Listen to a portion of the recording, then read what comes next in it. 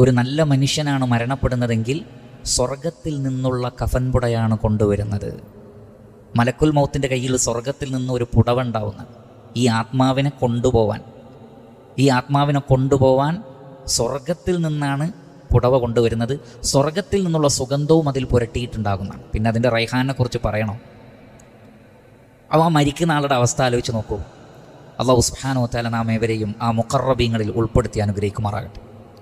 ചുറ്റിലുമുള്ള ആളുകൾ നമ്മെ ഓർത്ത് ദുഃഖിക്കുമ്പോഴും മലക്കുൽ മൗത്തിൻ്റെ കയ്യിലുള്ള പുടവ കണ്ട് അതിൻ്റെ സുഗന്ധം കണ്ട് ആസ്വദിച്ച് സന്തോഷത്തോടുകൂടി ഒരു ബേജാറുമില്ലാതെ അല്ലാ തഖാഫു വലാ തഹ്സനു, നിങ്ങൾ പേടിക്കുകയേ വേണ്ട, ഒരു സങ്കടവും വേണ്ട. അഥവാ പോവാനുള്ള ലോകത്തെക്കുറിച്ചുള്ള പേടിയോ വിട്ടേച്ച് പോകുന്ന ദുനിയാവിനെക്കുറിച്ചുള്ള സങ്കടമോ വേണ്ട. ഈ രണ്ട് അവസ്ഥയാണല്ലോ മനുഷ്യനുള്ളത്. ഒന്ന് മരിച്ചു കഴിഞ്ഞാൽ റബ്ബേ ഞാൻ ഖബറിലേക്കാണല്ലോ പോകുന്നത്, എന്താണ് അവിടുത്തെ അവസ്ഥ എന്ന് മരിക്കുന്ന ആൾ ചിന്തിക്കും. രണ്ട്, അല്ലാഹുവേ എൻ്റെ മക്കൾ, എൻ്റെ ഭാര്യ, എൻ്റെ സ്വത്ത്, എൻ്റെ ബിസിനസ്. രാവ് പകലൊരുപോലെ ഏതൊരു ആളുകൾക്ക് വേണ്ടിയാണോ ഞാൻ അധ്വാനിച്ചത്, രാവിലെ മുതൽ വൈകുന്നേരം വരെ രാത്രിയിലും എൻ്റെ ആയുസ് മുഴുവൻ നൽകി വെയിൽ കൊണ്ട് മഴ കൊണ്ട് വിദേശത്ത് യാത്ര ചെയ്ത് ആർക്ക് വേണ്ടിയാണോ ഞാൻ ഇത്രയും എല്ലാം അധ്വാനിച്ചത്, അവരെയെല്ലാം ഞാൻ വിട്ടേച്ചു പോവുകയാണ്. നോക്കൂ നിങ്ങൾ, ഒരുപാട് വർഷം ഗൾഫിലൊക്കെ ജോലി ചെയ്യുന്ന ആളുകളുണ്ട്.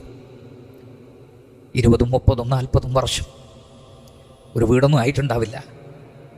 ആ വീട്ടിലേക്ക് വീട് കൂടാൻ വേണ്ടി ഗൾഫിൽ നിന്ന് പോകുന്ന സന്ദർഭത്തിൽ രാത്രിയിൽ മരിച്ചുപോയ ആളുകളുടെ വാർത്തകൾ എത്ര നമ്മൾ കേൾക്കുന്നത്. ആ മനുഷ്യൻ്റെ മനസ്സിൽ ഞാൻ മരിക്കാൻ പോവാണ് എന്ന ചിന്തയും ഉറപ്പും വരുമ്പോൾ ഉണ്ടാകുന്ന ഒരു സങ്കടമുണ്ട്, വല്ലാത്തൊരു സങ്കടം. മക്കളെ കണ്ടിട്ട് എത്രയോ ആയി, ഭാര്യയെ കണ്ടിട്ട് എത്രയോ ആയി, ഉമ്മയെയും ഉപ്പയെയും കണ്ടിട്ട് ഒരുപാട് ദിവസങ്ങളായി. പക്ഷെ ആ വീട്ടിലേക്ക് പോകാനല്ല അള്ളാഹു വിളിക്കുകയാണ്, അള്ളാഹുവിൻ്റെ അടുത്തേക്ക്, ഖബറിലേക്ക് വാ, വീട്ടിലേക്കല്ല, നാട്ടിലേക്കല്ല, ഖബറിലേക്ക് വാ എന്ന് റബ്ബ് വിളിക്കുമ്പോൾ ഉണ്ടാവുന്ന ഒരു വല്ലാത്ത സങ്കടമുണ്ട്.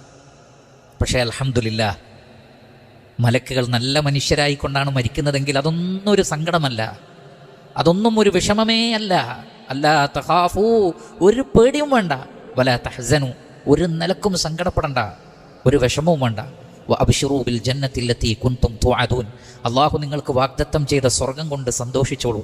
സ്വർഗത്തിലേക്കാണ് പോകുന്നത്, വളരെ നല്ല അവസ്ഥയിലേക്കാണ് പോകുന്നത്. അൽഹംദുലില്ലാഹ്, അല്ലാഹു നമ്മെ അത്തരം ആളുകളിൽ ഉൾപ്പെടുത്തി അനുഗ്രഹിക്കുമാറാകട്ടെ.